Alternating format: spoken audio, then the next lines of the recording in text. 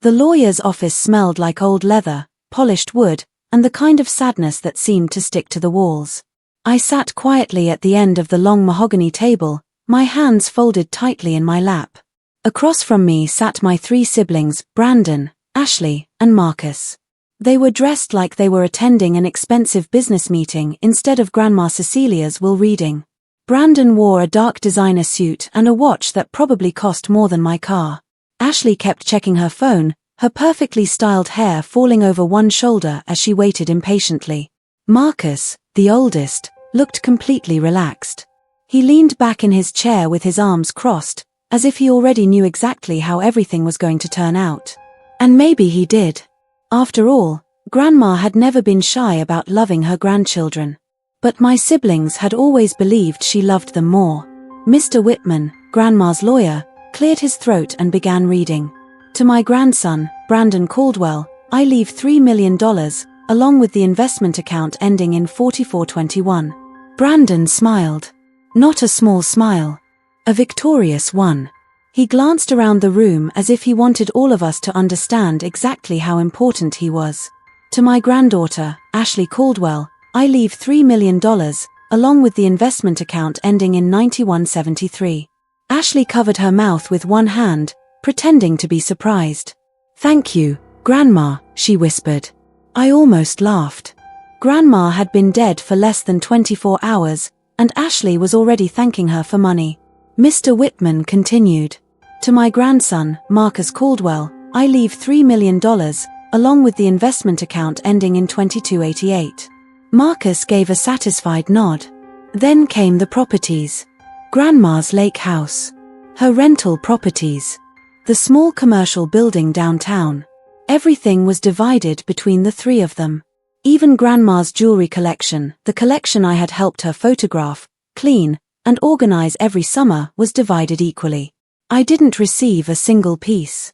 Not even the little silver locket I had always loved. I kept my face still. I had learned a long time ago that showing emotion around my siblings only gave them another reason to hurt me. Mr. Whitman turned another page. Then he stopped. His eyes moved toward me. And to my granddaughter, Josephine Marie Caldwell. My heart began beating faster. He paused for a moment. I waited. My siblings waited too. Mr. Whitman adjusted his glasses. I leave the contents of Safety Deposit Box 447 at First National Bank on Meridian Street. Silence. That was all. No millions. No house. No investments. No jewelry. Just a safety deposit box. Brandon was the first to laugh. It was a short, cruel laugh. Seriously? Ashley leaned toward him. Maybe Grandma left her some savings bonds. She looked at me and smiled. Enough to finally pay off those student loans from that art degree, maybe. Brandon laughed again. Marcus barely looked up from his phone. Probably old photographs. He shrugged. You know how Grandma was. She kept everything. Ashley smiled. Maybe Joey inherited a box full of old birthday cards. My face burned, but I said nothing. Mr. Whitman reached into a folder and pulled out a small envelope. He slid it across the table toward me. Miss Caldwell, this is for you. I stared at the envelope. My name was written across the front. Josephine. In Grandma's handwriting. I knew that handwriting better than I knew my own. My fingers trembled as I opened it. Inside was a single brass key. It was old and slightly rusty. A small leather tag hung from it. Written on the tag were 3 numbers. I looked at the key. Then at Mr. Whitman. That's it? Ashley asked. She laughed. Joey gets a rusty key? Brandon leaned back in his chair. To what? A box full of costume jewelry? Marcus stood and picked up his coat. Seems fitting. I looked at him. What does that mean? He smiled. You know exactly what it means. Then he pulled out his phone. Actually, I should show you something. He turned the screen toward me. My stomach dropped. It was a photograph of Grandma's backyard. A fire was burning in the stone fire pit. I recognized the place immediately. That was where Grandma and I had spent countless summer evenings. Where she taught me how to make lemonade. where we sat under the stars, where she listened to me talk about my dreams when nobody else cared. I zoomed in. Pieces of paper were burning in the flames. My drawings. Old letters. Photographs. Memories. My memories. What is that? I whispered. Marcus slipped his phone into his pocket. I cleaned out your old room this morning. I stared at him. My room. He nodded. Grandma's house is mine now. My chest tightened. You burned my things? He shrugged. You weren't using them. Ashley laughed softly. Come on, Joey. Don't make a big deal out of old junk. Old junk. That was what they called the pieces of my childhood. I looked down at the key in my hand. For a moment, I wanted to scream. I wanted to tell them that Grandma had saved every drawing because she believed in me. That every letter they burned represented a moment of my life. That the little things they called junk meant more to me than all the money in that room. But I didn't say any of it. Instead, I closed my fingers around the key. Let them laugh. Let them celebrate. Let them sign every document with greedy hands. Let them believe they had one. Because there was something about the way Mr. Whitman had looked at me that I couldn't forget. When my siblings were distracted by their inheritance papers, he leaned closer. His voice dropped. The bank closes at 5 today. I looked at him. Why are you telling me that? He paused. Then he said quietly, you may want to visit the bank sooner rather than later. There was something in his eyes. Something he wasn't saying. I nodded. I will. That afternoon, we attended Grandma's funeral. My siblings had turned it into something that looked more like a social event than a funeral. Brandon stood beside the expensive flowers wearing his new Rolex. Ashley cried into a handkerchief that probably cost more than my monthly rent. Marcus gave a speech about family, tradition, and preserving Grandma's legacy. I almost laughed when he said that. He was standing there talking about preserving Grandma's memory after burning mine. I sat in the back. The brass key rested inside my coat pocket. It felt strangely heavy. After the service, relatives I hadn't seen in years suddenly remembered my name. Joey, dear, Aunt Patricia said, putting an arm around me. I heard about the will. I looked at her. She lowered her voice. So unfair. I almost smiled. Unfair. That was one word for it. But as I stood there surrounded by people who thought I had been given nothing, I touched the key through my coat. For the first time that day, I felt something I hadn't felt since Grandma died. Hope. Because Grandma knew me. She knew my siblings. She knew what they were like. And she knew exactly what they would think when they heard the words safety deposit box. They thought I had inherited junk. They thought I had lost. They thought the rusty key was the only thing Grandma had left me. But Grandma had raised me to look beyond what people showed me. And as I walked out of the funeral home, I made a promise to myself. I was going to find out what was inside box 447. Whatever Grandma had left there, I would face it alone. And for the first time in my life, I wondered if maybe Grandma hadn't forgotten me at all. Maybe she had saved the most important part of her inheritance for me. Maybe the rusty key wasn't the end of her story. Maybe it was the beginning of mine. But then you were never really close to Cecilia, were you? Uncle Robert said it with a laugh, like he had just made a clever joke. I looked at him for a moment. He had always been good at making people feel small while pretending he was only teasing. I could have argued with him. I could have reminded him of all the summers the first spent with Grandma Cecilia. I could have told him about the mornings we cooked together, the afternoons we sat on her porch, and the nights she stayed awake listening to me talk about my paintings and dreams. But I didn't. She left me what she wanted me to have, I said calmly. Uncle Robert laughed. A key. He shook his head. To what? Her cookie jar. A few people around him chuckled. I smiled politely. I didn't explain. There was no point. They had already decided what my story was. To them, I was poor Joey, the granddaughter with an art degree, no husband, no expensive clothes, and no impressive job. They thought I had received the smallest piece of Grandma's estate because I mattered the least. I knew better. So I left the gathering early. Let them talk. Let them whisper. Let them feel sorry for me. I walked to my car with the old brass key in my pocket. It was strange. That little piece of metal had become the only thing standing between me and the truth. I drove straight to First National Bank on Meridian Street. The bank was an old building with tall marble columns and heavy wooden doors. It looked like the kind of place that had been standing there for 100 years and had no plans to leave. Inside, everything was quiet. The floors were polished. The lights were soft. The tellers spoke in low voices.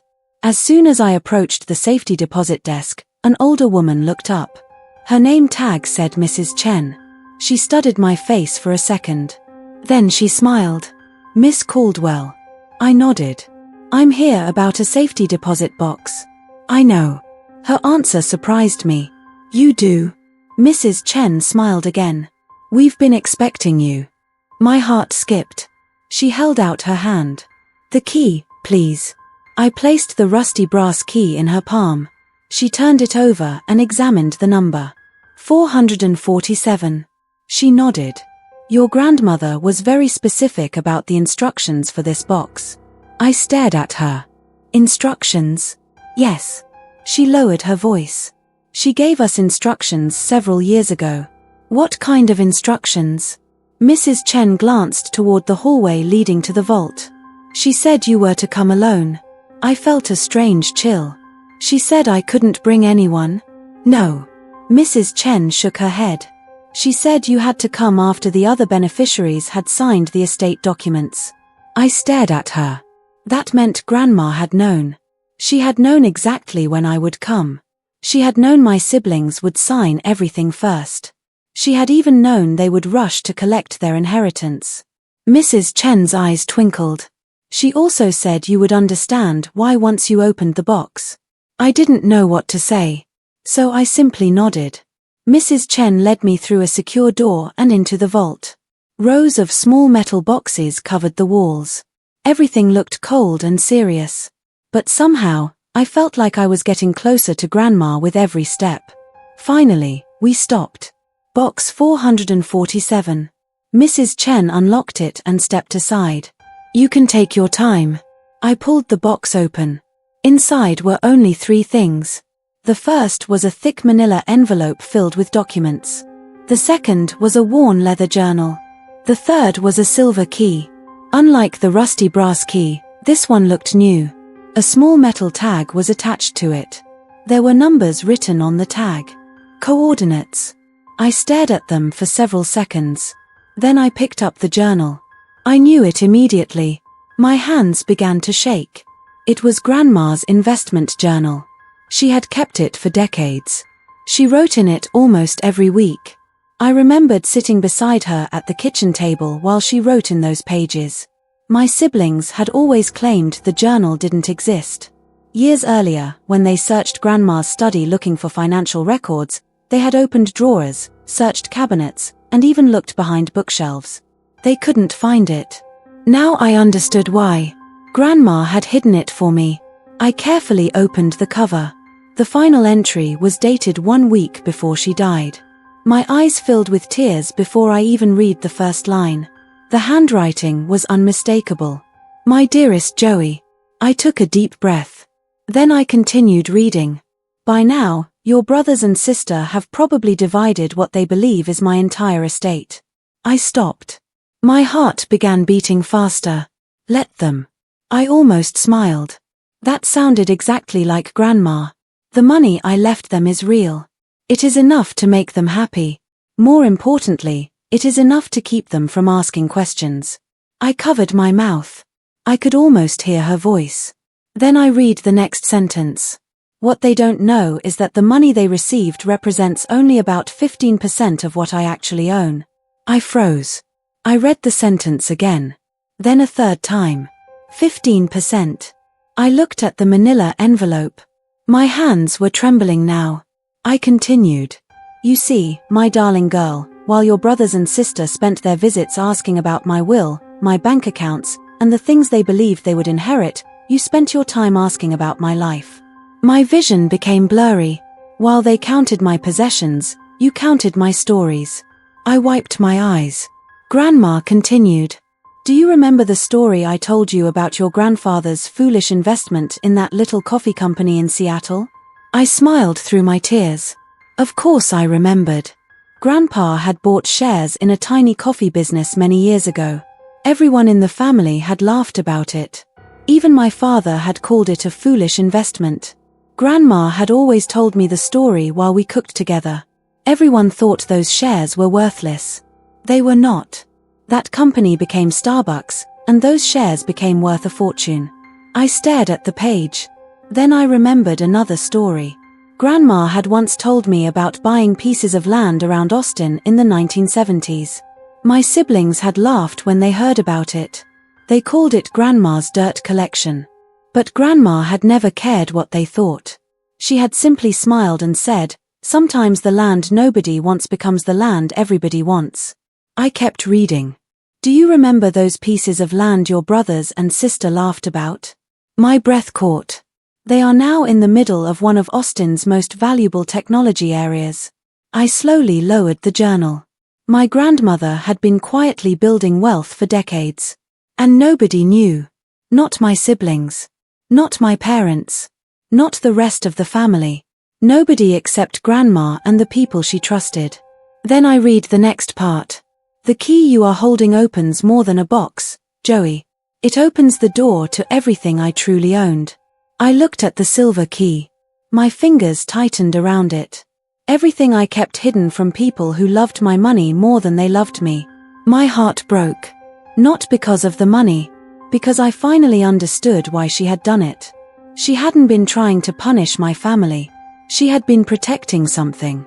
Something she had spent her entire life building. I turned the page. The documents in this box will lead you to 47 commercial properties across 7 states. I stopped breathing for a moment. 47 properties. I kept reading. Investment accounts worth approximately $280 million. I stared at the words. 280 million. My siblings had been celebrating $3 million each. They thought they had one. They had no idea. Grandma's real fortune was almost 100 times larger than what they believed they had inherited. Then came another surprise. There are also art collections stored in secure, climate-controlled facilities. I smiled. I remembered my brother Marcus once telling everyone that Grandma's paintings were cheap copies. Grandma had never corrected him. I kept reading. Yes, Joey. That includes the Monet your brother called fake. I let out a small laugh. I couldn't help it. I remembered that day. Marcus had stood in Grandma's living room and pointed at the painting. It's obviously fake. Grandma had simply smiled. I had asked her if it was real. She winked at me and said, "What do you think?" Now I knew. It was real. Then I read about the vineyard in France that Ashley had always claimed Grandma invented. It was real too. So were the publishing rights to several of Grandpa's patents. And then I reached the part that made my hands go completely still. And finally, there is the crown jewel. I swallowed. The 1,800-acre ranch in Montana where I taught you to ride horses. I closed my eyes. Suddenly, I was 8 years old again. I could see Grandma standing beside me in the ranch yard. I could hear her laughing as I tried to climb onto a horse much too big for me. I remembered falling. I remembered crying. And I remembered Grandma telling me, "Get back up, Joey. You don't learn to ride by staying on the ground." That ranch wasn't just property to me. It was one of the happiest places from my childhood. And now I learned it belonged to me. Or at least, it had been held for me. Everything had been placed into companies and trusts my siblings had never known existed. Grandma had hidden an entire empire in plain sight. And she had hidden it from everyone who only saw dollar signs when they looked at her. Then I reached the final part of the letter. There is one condition, my dear. I held my breath. You must never share this wealth with your siblings. I stared at the sentence. At first, I felt guilty. They were my family. No matter how badly they had treated me, they were still my brothers and sister. But then I remembered Brandon burning my drawings. I remembered Ashley laughing at my dreams. I remembered Marcus destroying my childhood memories and telling me they were worthless. Grandma knew. She had watched them. She had listened. She had seen everything. Then I read her explanation. Not because I want you to be cruel, but because they have already shown you who they are. My eyes filled with tears. Brandon burned your memories. Ashley mocked your dreams. Marcus destroyed what you loved. They chose their inheritance. Now you must choose yours. I pressed the journal against my chest. I cried then. Not because I was sad. Not because Grandma was gone. I had already cried for that. These tears were different. They came from knowing that someone had believed in me so completely. Someone had seen me. Really seen me. Grandma continued. The silver key leads to the ranch. But your real inheritance isn't money, Joey. I turned the page. It is freedom. I stared at those two words. Freedom. The freedom to create. The freedom to live. The freedom to be exactly who you are without apologizing to anyone. I whispered, I love you, Grandma. Then I saw the final lines. Oh, and Joey, I love you more than you'll ever understand. I smiled through my tears. P.S. Mr. Whitman has been my lawyer for 40 years. He is the only person outside my private financial team who knows the complete truth. Trust him. He has instructions to help you claim everything properly and quietly. I turned the page. There was one final note. P.P.S. The rusty key. I looked at the brass key lying beside the journal. It's from my first apartment. The tiny place where I started with almost nothing. I kept it because I never wanted to forget that wealth isn't about what you're given. It's about what you build.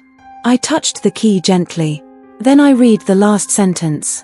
You, my dear, have been building your whole life. I closed the journal. For several minutes, I just sat there. Alone in that little vault room. I cried until my shoulders hurt. Not because I had suddenly become rich. Money wasn't what made me cry.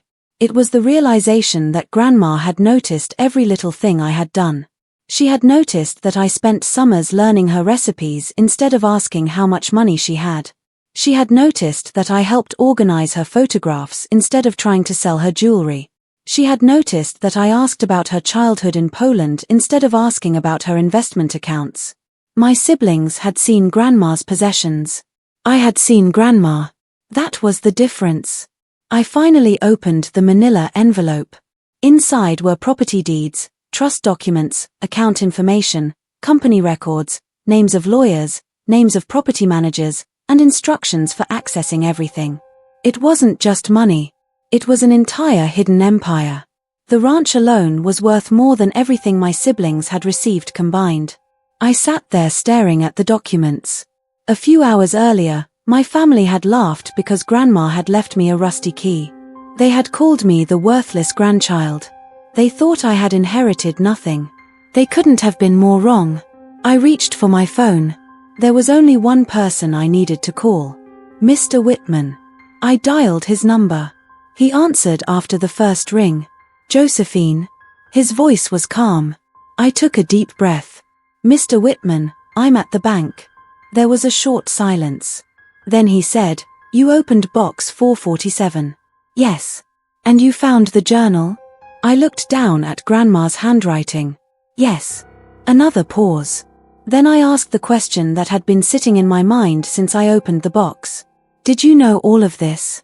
Yes, Josephine. His voice softened. Your grandmother trusted me to protect her wishes until you were ready. I looked around the quiet vault. For the first time since Grandma died, I didn't feel alone. I had lost my grandmother. But she had left me something far more important than money. She had left me the truth.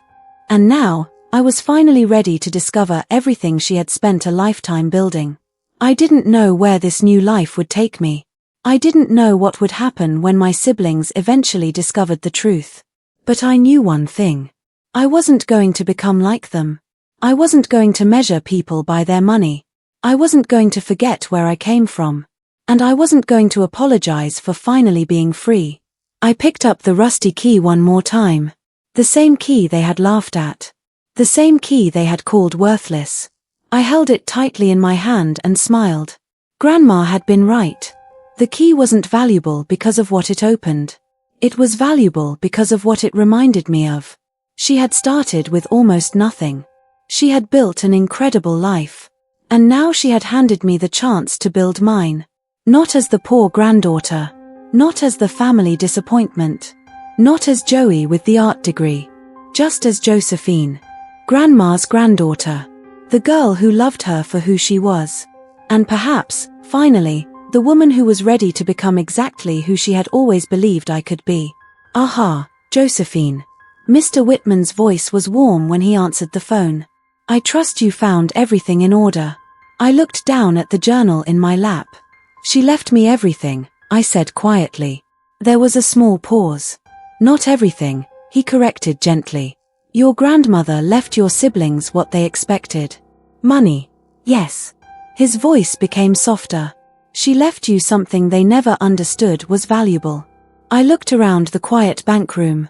For years, I had wondered why Grandma treated me differently from my siblings. Now I finally understood. She hadn't loved me more because I was special.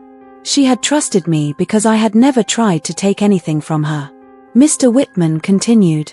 Your brothers and sister signed very strong legal documents accepting their inheritance as complete and final. They agreed to the terms of the estate. They cannot challenge property they don't know exists. I could hear the smile in his voice. Your grandmother was a brilliant woman, Josephine. She planned everything years ago. I laughed softly. That sounds like Grandma. It does. So what happens now? We begin the transfer process. When? Tomorrow morning. I looked at the silver key sitting beside me. Tomorrow. Yes. We will handle everything quietly and properly. Your grandmother wanted you protected from unnecessary attention. I nodded even though he couldn't see me. Thank you, Mr. Whitman. You don't need to thank me. I am simply keeping a promise I made to your grandmother. Before hanging up, he said something that stayed with me. She believed you would know what to do with this opportunity. I closed my eyes. I hope she's right. She usually was. Then the call ended. I picked up the silver key. The coordinates on the tag led to Montana. To the ranch. Grandma's ranch. The place where I had spent the happiest summers of my childhood. My siblings had never understood why I loved that place so much. They had complained about the long drive. They said there was nothing to do. No shopping malls. No fancy restaurants. No nightlife. They had called it boring. But to me, it was magical. Grandma taught me how to ride there. She taught me how to paint the mountains. She taught me how to sit quietly and watch the sunset without feeling like I needed to fill every second with noise. She taught me that beauty wasn't always loud. Sometimes it was a quiet field. A cold morning. A horse breathing beside you. A cup of coffee on a wooden porch. A mountain changing color as the sun went down. That evening, I returned to Grandma's house for dinner. Or, technically, Marcus's house now. My siblings had decided to celebrate their inheritance. They had champagne, expensive food, loud music, and plenty of reasons to congratulate themselves. I stood near the kitchen while they laughed. Ashley raised her glass. To Grandma. Everyone lifted their glasses. I lifted mine too. But I drank water. Ashley noticed. At least Joey can afford to eat tonight. She laughed. Consider this our charity. Brandon was already several drinks ahead of everyone else. Maybe we should create a foundation for her. Ashley smiled. The Failed Artist Relief Foundation. They laughed. I smiled too. Not because it was funny. Because I knew something they didn't. And for the first time in my life, their jokes didn't hurt. They had no idea that the woman they thought had left me almost nothing had actually given me a future they couldn't even imagine. Marcus was busy talking about the house. I think I'm going to completely change the backyard. I looked at him. What do you mean? The gardens. He waved his hand. They're old-fashioned. My stomach tightened. Those gardens had been Grandma's pride. She had planted most of those flowers herself. Marcus continued. I'm going to tear everything out and put in a pool. Ashley nodded. That would look amazing. Then she started talking about her own plans. I quit my job yesterday. I raised an eyebrow. You did? She laughed. Why would I keep working now? She explained how she wanted to become an investor. Brandon interrupted. I already bought 2 cars. 2 sports cars. He looked incredibly proud of himself. I didn't say anything. Then Mom turned toward me. Unlike the others, she looked genuinely worried. What about you, Joey? I looked at her. Will you be all right? She lowered her voice. I know Grandma's decision must hurt. I smiled. I'll be fine. Are you sure? Yes. And I meant it. For the first time in my life, I really meant it. I looked around the room. My siblings were celebrating millions of dollars. They thought they had one. But I knew something they didn't. Grandma left me exactly what she meant to leave me, I said. Marcus laughed. The rusty key? Yes. He leaned back in his chair. To what? I smiled. Did you even check? I did. And? I looked at him. It opened what it was supposed to open. Ashley stopped smiling. She studied my face. What does that mean? I stood up and picked up my bag. A door. A door to what? Brandon asked. I looked at all 3 of them. For years, I had been the poor artist. The disappointment. The granddaughter who couldn't afford designer clothes. The one who didn't have a big house or an impressive career. But sitting there that night, I realized something. They had inherited millions. But they had inherited nothing that could make them better people. They had gained money without gaining wisdom. They had gained houses without understanding what made them homes. They had gained expensive things without learning what was truly valuable. They had even burned my childhood memories while sitting inside the house Grandma had loved. I smiled. To the future Grandma wanted me to have. Nobody said anything. Good night. I walked out. Behind me, I could hear them whispering. They were confused. They were curious. But they weren't worried. Why would they be? They had their millions. They believed they had everything. They didn't know that their $3 million each was only a small piece of Grandma's real fortune. And they had signed away their chance to ask for more. The next morning, I met with Mr. Whitman. We began the quiet process of transferring my inheritance. There were meetings, documents, lawyers, bankers, property managers, trust administrators. It took days just to understand the size of what Grandma had built. By the end of the week, I knew the truth. I was worth more than my siblings could have earned in 10 lifetimes. I could have bought a mansion. I could have bought 5 sports cars. I could have filled my closet with designer clothes. I could have quit my job immediately. But I didn't. I still lived in my small apartment. I still worked at the gallery. I still painted. I still took the bus when it was easier than driving. I wasn't ready to change everything. And honestly, I didn't want to. Money had never been my dream. Freedom was. A few days later, I flew to Montana. The silver key was in my pocket. When I arrived at the ranch, the air felt different. Cleaner. Colder. Familiar. I stood outside the house for several minutes. Then I unlocked the door. The ranch looked almost exactly as I remembered it. The wooden floors. The fireplace. The old photographs. The smell of cedar. I walked slowly through the rooms. Then I noticed something I had never seen before. A door at the end of the hallway. I tried the silver key. It opened. I stepped inside. And I stopped. I couldn't speak. It was a studio. A real artist's studio. Large windows faced north, giving me perfect natural light. There were shelves for paints. Tables for brushes. Storage for canvases. A huge wooden easel stood in the center of the room. And beyond the windows were the Montana mountains. Grandma had built this for me. I walked toward the easel. There was a small envelope sitting on it. My name was written on the front. I opened it with shaking hands. Inside was one sentence. Paint your truth, Joey. It is worth more than their lies. I sat down and cried. Then I laughed. Then I cried again. Grandma had known. She had known exactly what I needed.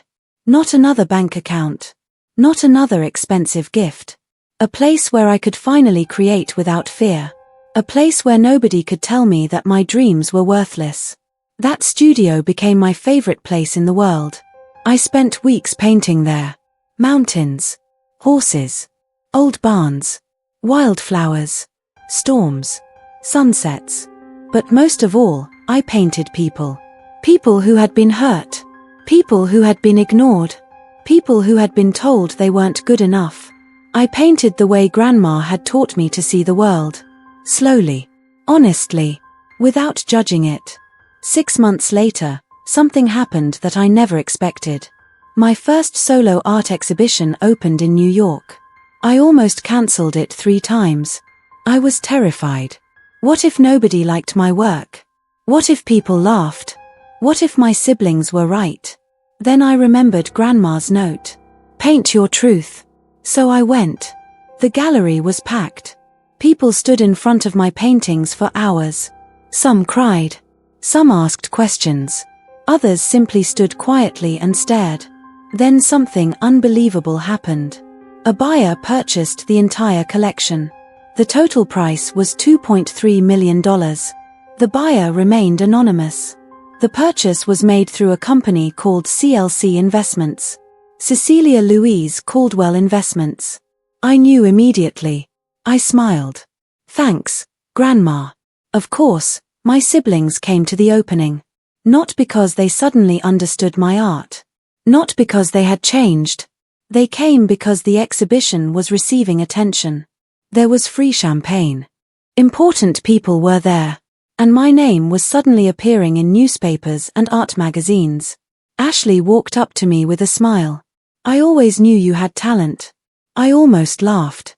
She had spent years telling me my paintings were childish. Now she acted like she had been my biggest supporter. We should talk about your money, she continued. You should invest it. Then she smiled. Family helps family. Before I could answer, Marcus joined us. You need a good business manager. He smiled. I can give you the family discount. Brandon appeared next. Or you could invest in my new company. He lowered his voice. It's a ground floor opportunity. I looked at the 3 of them. 6 months earlier, they had been laughing at my rusty key. Now they were standing in front of me trying to find a way into my life. I took a sip of champagne. Real champagne. The kind I would once have considered far too expensive to buy. Then I smiled. That's very kind of you. They waited. But I already have excellent financial advisors. Ashley blinked. You do? Yes. How long have you had them? I smiled. They've been managing my portfolio for years. The 3 of them exchanged a quick look. Ashley frowned. Portfolio? I nodded. What portfolio? I looked at her. The one Grandma helped me build. Silence. For the first time, I saw something I had never seen on their faces before. Fear. Not fear of losing money. Fear of realizing they had been wrong about me. They had thought I was the worthless granddaughter. The poor artist. The girl with the rusty key. But the rusty key had opened a door they never knew existed. And now I was standing in front of them wearing a simple black dress and Grandma's pearl necklace. I touched the necklace gently. It was one of the few things Grandma had given me directly. Not because it was valuable. Because it had belonged to her. That was the difference between me and my siblings. They wanted what Grandma owned. I wanted what Grandma knew. Her stories. Her courage. Her patience. Her wisdom. Her belief that a person's value could never be measured by a bank account. I looked at my siblings and smiled. They had their millions. I had something much bigger. I had my freedom. And for the first time, I understood what Grandma had meant. The real inheritance was never the money. The real inheritance was the life she had trusted me to build. The real one, I said. My siblings were still staring at me, confused. The copy Grandma left in the jewelry box was never the real necklace. Ashley frowned. What are you talking about? I touched the pearl necklace around my neck.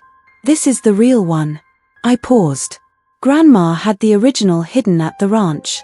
She left it there with a note for my first exhibition. Their faces changed. Marcus stared at the necklace. "You're saying Grandma planned all of this?" I smiled. Grandma planned almost everything. I thought about her for a moment. Then I said quietly, "She once told me that wealth isn't about what you have. It's about what you do with what you have." Marcus scoffed. "That's easy to say when you have nothing." I looked at him. Then I smiled. Exactly. He didn't understand what I meant. None of them did. They never had. They had always believed that being rich meant owning expensive things. A bigger house. A better car. A designer watch. A larger bank account. But Grandma had taught me something very different. Money could buy comfort. It could buy security. It could buy opportunities. But money could never tell you who you were. It couldn't make you kind. It couldn't make you loyal. And it certainly couldn't make you worthy of someone's love. My siblings stayed for a little while longer, but I could tell they were uncomfortable. They kept asking questions without actually asking the question they wanted answered. Where did my money come from? Who was helping me? How had my paintings suddenly become so valuable? What exactly had Grandma left me? I gave them no answers. Eventually, they left. They were frustrated because I wasn't nervous. They were frustrated because I wasn't trying to prove anything. Most of all, they were frustrated because they couldn't figure me out anymore. I watched them walk away, and I didn't feel angry. I felt peaceful. Let them wonder. Let them believe I had simply gotten lucky. Let them tell people that my paintings suddenly became successful. Let them convince themselves that my success had nothing to do with Grandma. I didn't care.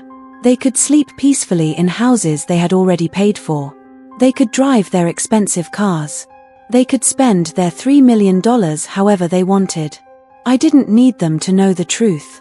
Because while they owned the buildings, I owned the land beneath many of them. While they were celebrating their bank accounts, I was quietly learning how to manage an empire. While they were looking at the money Grandma had placed in front of them, I was discovering everything she had kept hidden behind it. That night, after everyone had gone home, I called Mr. Whitman. He answered almost immediately. "Josephine." "Mr. Whitman, I want to do something." He laughed softly. "I had a feeling you would. I want to start a foundation." There was silence. "For what purpose?" "For artists." "Artists?" "Yes." I looked around the gallery. My paintings were gone. The walls were almost empty now. But somehow, the emptiness felt full of possibility. "I know what it's like to have talent but no money," I said. "I know what it's like to have a dream but no one willing to take a chance on you." I took a breath. I want to help people who have everything except opportunity. Mr. Whitman was quiet for a moment. Then he said, "Your grandmother would be very proud." I smiled. "I hope so. What will the foundation be called?" I looked down at my keychain. The rusty brass key was still there. The same key my siblings had laughed at. The key they had called worthless. I held it between my fingers. The Rusty Key Foundation. Mr. Whitman chuckled. "That has a nice meaning behind it." "It does." I looked at the old key. "It reminds me of where Grandma started." I explained that I wanted the foundation to provide scholarships and financial support to young artists who couldn't afford art school, studio space, supplies, or even enough money to live while creating their work. "No complicated conditions," I said. "No embarrassing interviews where they have to prove they deserve help. Just real support." Mr. Whitman was silent for a moment. Then he said, "Your grandmother would have loved that." I smiled. "That's what I want." "What about your siblings?" he asked. I already knew the answer. They got what they wanted. "And what do you mean by that?" I looked out the window. They wanted money. They got money. They wanted Grandma's houses. They got houses. They wanted the things they could see and count. They got those too. I paused. But they didn't understand what any of it meant. Mr. Whitman didn't interrupt. I continued. They received wealth without meaning. They received money without wisdom. They received exactly what they were willing to fight for. I looked down at the rusty key again. And I received what Grandma trusted me to protect. Mr. Whitman said nothing for a few seconds. Then he quietly replied, "I think she knew exactly what she was doing." "I think so too." After we ended the call, I stayed in the gallery alone. The walls were empty. 6 months earlier, I had been terrified to hang my first painting there. Now the entire collection was gone. Sold. Not because I had become someone different, but because, for the first time, I had stopped listening to people who told me I wasn't good enough. I looked at the empty walls. They didn't feel empty anymore. They felt like the beginning of something. Tomorrow, I would fly back to Montana. I had a ranch to care for, properties to manage, businesses to learn about, investments to understand, a foundation to build, and a fortune I had never asked for but now had a responsibility to protect. It was a strange feeling. A few months earlier, I had been worried about paying rent. Now there were people whose jobs depended on decisions I made. I knew I couldn't treat that responsibility like a game. Grandma hadn't left me money so I could become another version of my siblings. She had left it because she believed I would use it carefully. She had trusted me with something much bigger than wealth. She had trusted me with her life's work. That night, I poured myself a small glass of wine and stood beside the window.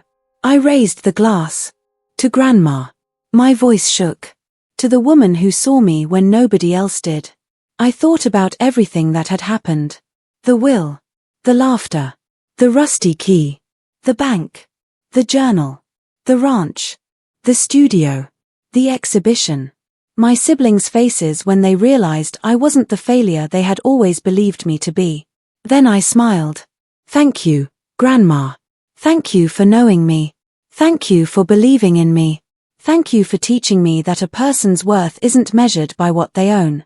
And thank you for giving me the courage to become myself." I didn't know it then, but while I was standing there, my siblings were already living with the consequences of their choices. Marcus was sleeping comfortably in what he believed was one of Grandma's most valuable properties. He had no idea it was actually one of the smaller properties in her real portfolio. Ashley was probably making plans for her investments. She had no idea that her $3 million was tiny compared with the accounts Grandma had kept hidden. And Brandon was probably admiring his new sports cars. He had no idea that one of the companies connected to Grandma's estate had an interest in the dealership where he bought them. That thought made me laugh. Not because I wanted to embarrass him, but because Grandma had always had a sense of humor. She knew exactly how my siblings thought. She knew what they would chase. And she knew what they would ignore. They had chosen the inheritance they could see. Cash. Houses. Jewelry. Cars. Things they could count. Things they could sell. Things they could show other people. I had been given something different. I had been given everything behind the curtain. The land. The businesses. The investments. The knowledge. The memories. The ranch. The studio. The stories. And most importantly, Grandma's trust. I reached into my pocket and pulled out the rusty key. It was scratched. Old. A little ugly. Worth almost nothing to anyone else. But to me, it was priceless. That key had once opened the door to Grandma's first apartment. She had started there with almost nothing. She had worked. She had saved. She had taken risks. She had made mistakes. She had tried again. And over decades, she built an empire. The key reminded me that she hadn't been born wealthy. She had built her life one decision at a time. Now she was giving me the chance to build mine. My siblings had received $3 million each. It was enough to make them happy. Enough to make them stop asking questions. Enough to make them sign the papers. Enough to convince them they had received everything. And that, Grandma knew, was the perfect amount. $3 million had bought their silence. It had bought their signatures. It had bought their certainty that they were the winners. In a strange way, it was one of the smartest investments Grandma ever made. Because while they were busy celebrating what they had received, they walked away from everything else. And I walked toward it. I didn't need to take anything away from them. I didn't need revenge. I didn't need to tell them how much I was worth. I didn't need to show them my bank accounts or property deeds. They would eventually learn the truth. But when they did, I hoped they would finally understand something. Grandma hadn't chosen me because I was better than them. She chose me because I loved her when she had nothing to give me. I visited her when there was no inheritance to discuss. I listened when she told the same stories for the 10th time. I helped her organize old photographs because the memories mattered to her. I painted beside her because she loved watching me create. I asked about her childhood because I wanted to know the woman behind the grandmother. My siblings had always asked, "What will Grandma leave us?" I had asked, "Grandma, what was your life like?" That was the difference. They wanted her possessions. I wanted her stories. And in the end, she gave me both her stories and the future she had built from them. I closed my fingers around the rusty key. Grandma had been right. The key wasn't valuable because of the door it opened. It was valuable because of what it represented. A beginning. A lesson. A promise. She had started with nothing. She had built everything. And now she had trusted me to continue what she started. I smiled through my tears. I understand now, Grandma. I looked toward the dark city outside the window. You didn't leave me the most money. You left me the most freedom. And that was worth more than anything my siblings could count. The girl they called worthless had finally discovered her worth. Not in the money. Not in the properties. Not in the paintings. Not even in the fortune. My real inheritance was knowing who I was. And Grandma had made sure nobody could ever take that from me.